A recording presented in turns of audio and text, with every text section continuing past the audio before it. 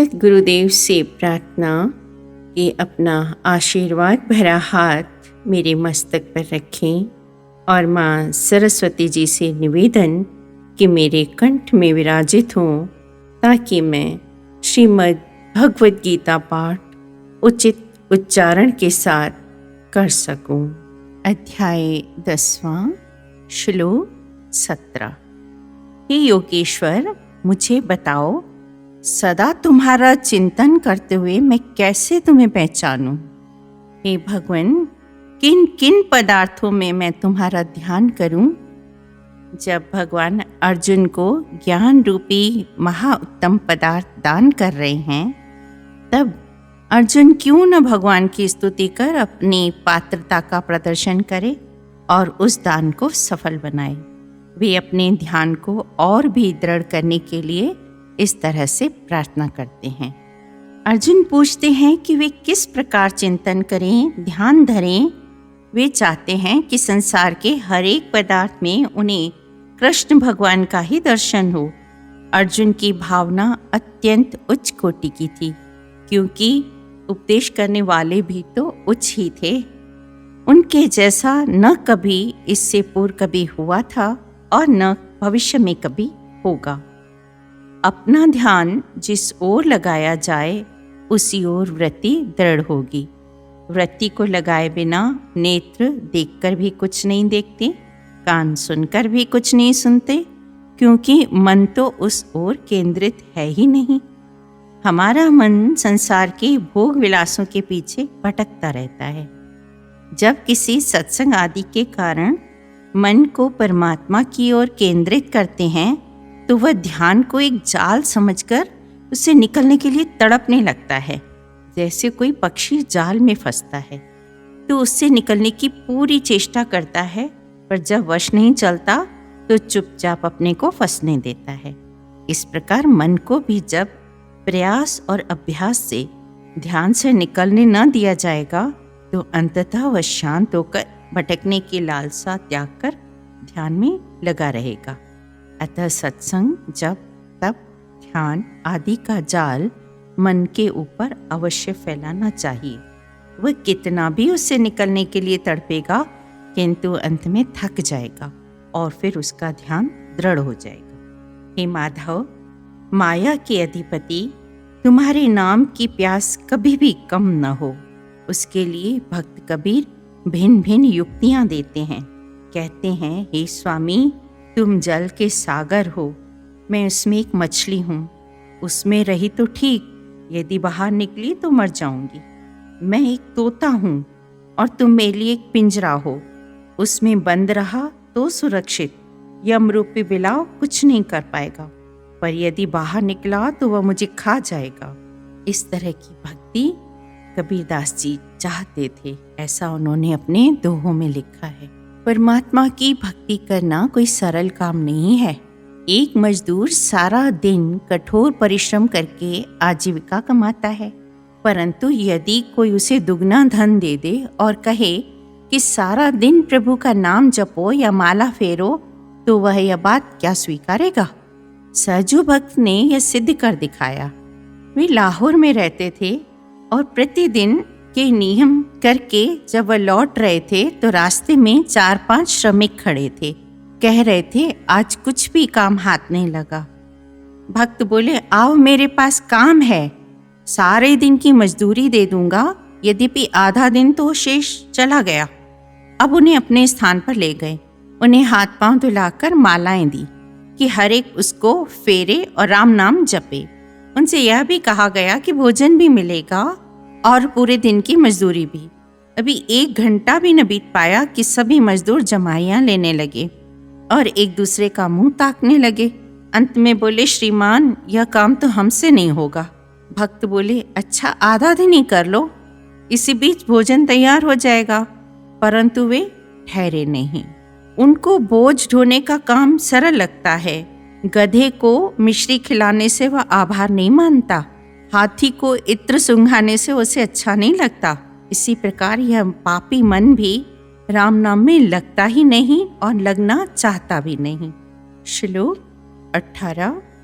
हे जनार्दन, मुझे पुनः अपनी योग शक्तियों और विभूतियों के विषय में विस्तार से बताइए, क्योंकि आपके अमृत रूपी वचनों से अभी तक मुझे पूर्ण तृप्ति नहीं हो पा रही। अर्जुन ने इन शब्दों का पुनः प्रयोग इसलिए किया है क्योंकि भगवान ने पहले ही संक्षेप में उसे सब समझा दिया है और अर्जुन अब विस्तार से सुनना चाहते हैं। श्लोक 19। श्री भगवानोवाच, हे कुरुश्रेष्ठ, मैं अब तुम्हें केवल अपनी मुख्य विभूतियों के संबंध में विस्तार पूर्वक बताऊंगा, क्योंकि मेरी विभूतियों का तो कोई अंत है ही नहीं।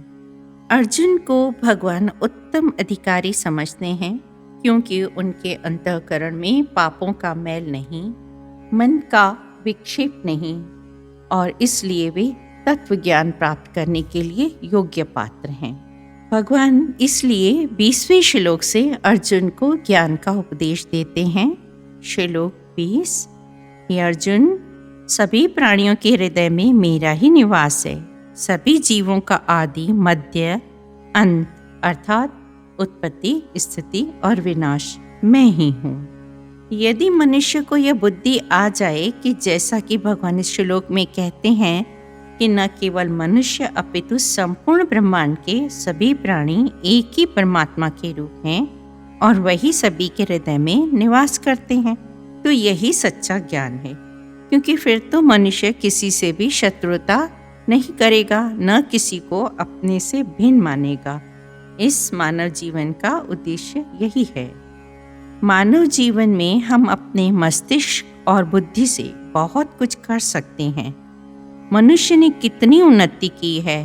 वायुयान उड़ते हैं, सहस्त्रों मील से आकाशवाणी की ध्वनि सुनाई पड़ती है, दूरदर्शन पर चित्र देखे जा सकते हैं, युद्ध के लिए अनेक प्रकार के शस्त्र बने हैं, मानव की सहायता के लिए अगणित यंत्र बने हैं। ऐसी उत्तम देह प्राप्त करके भी हम कैसे अनुचित व्यवहार करते हैं। धन के लिए धर्म को तिलांजलि देकर अपने पांवों पर कुल्हाड़ी मारते हैं। परमात्मा ने इतने पदार्थ और सुख हमें दिए हैं, फिर भी उसका आभार मानने के लिए कुछ नहीं करते। संपूर्ण समय धन जुटाने और भोगों को भोगने में ही लगे हैं। प्रातः और रात्रि को भी अपने प्रभु का स्मरण नहीं करते। संसार के ये सारे पदार्थ नश्वर हैं, ये हमारे साथ परलोक में नहीं चलेंगे और न ही यहाँ पर भी सदा रहेंगे। एक बार नारद जी भगवान के पास वैकुंठ में गए। उन्होंने भगवान से प्रश्न पूछा कि हे स्वामी, कोई ऐसा भक्त है जो आपको सबसे ज्यादा प्रिय हो? भगवान ने कहा, हाँ है। नारद ने कहा कि हमें बताइए कौन है, कोई बड़ा ऋषि मुनि होगा। भगवान ने बताया कि नहीं, अमुक गांव में एक हलदर है, यानी किसान है। नारद जी वहां गए, देखा कि किसान प्रातःकाल उठा, नित्य क्रिया के पश्चात कुछ पूजा पाठ और स्मरण किया, फिर कंधे पर हल धारण किया और बैल लेकर चला खेत की ओर। नारद ने भी उनका अनुसरण किया। किसान ने खेत का सारा काम किया, शाम को बैलों को लेकर घर आए, बैलों को बांधकर और पुनः ईश्वर का स्मरण किया। खाना खाकर भगवान का थोड़ा सा फिर ध्यान किया और सो गया। नारद आश्चर्यचकित हो गए कि यह कैसे सबसे बड़ा भक्त हुआ। आए भगवान के पास। भगवान ने पूछा, नारद मेरे भक्त के दर्शन कराए? नारद पहले तो मौन रहे, अंत में कहा, स्वामी उसने तो थोड़ा सा कुछ प्रातः और कुछ रात्रि को स्मरण किया, शेष सारा दिन तो अपने ही काम में व्यस्त था। भगवान ने कहा, नारद तुम ऐसा करो कि तेल से भरा यह कटोरा है, उसे अपने हाथों में पकड़कर पृथ्वी की परिक्रमा करो, किंतु ध्यान रहे कि तेल की एक बूंद भी कटोरे से नीचे न गिरे। नारद वह कटोरा लेकर गए और सारी पृथ्वी की परिक्रमा की, लौट आए। भगवान ने पूछा कि परिक्रमा करते समय तुमने कितनी बार मेरा स्मरण किया? नारद लज्जित हो गए, उत्तर दिया, एक बार भी नहीं, मेरा इस संपूर्ण ध्यान कटोरे पर ही केंद्रित था। भगवान ने कहा, नारद तुमने तेल पर ध्यान देते समय एक बार भी मेरा नाम स्मरण नहीं किया, किंतु यह किसान गृहस्थी का भारी बोझ उठाते हुए, घोर परिश्रम करते हुए भी इतनी बार मेरा स्मरण करता है, फिर वह मुझे प्रिय क्यों न होगा? गृहस्थी में कितनी व्यथा, कितने दायित्व, और कितनी जिम्मेदारी होती है। उस गृहस्थी में रहकर जो सच्चे हृदय से थोड़ा भी मेरा स्मरण करता है वह मुझे प्रिय है। श्लोक 21। भगवान कहते हैं, मैं अदिति के 12 पुत्रों में विष्णु हूँ और प्रकाश देने वालों में मैं सूर्य हूँ तथा 49 वायु देवताओं का तेज मरुत मैं हूँ और नक्षत्रों में चंद्रमा मैं हूँ। श्लोक 22। वेदों में सामवेद, देवताओं में इंद्र, इंद्रियों में मन और सभी प्राणियों में चेतना शक्ति मैं ही हूँ। इन 2 श्लोकों में भगवान अपने कुछ मुख्य विभूतियों के विषय में बताते हैं। उनकी विभूतियाँ असंख्य हैं, परंतु जैसा कि स्वयं उन्होंने बताया वैसे ही कुछ महान विभूतियों का वर्णन यहाँ पर वे करते हैं। 12 आदित्य, उनमें विष्णु नामक सूर्य भगवान स्वयं वे हैं।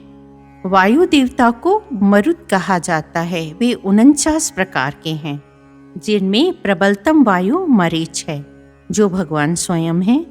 नक्षत्रों में अमृत की वर्षा करने वाला चंद्रमा मैं ही हूँ। 12 आदित्य, सभी ज्योतियाँ, सभी प्रकार के वायु और सभी नक्षत्र, ये परमात्मा की सामान्य विभूतियाँ हैं।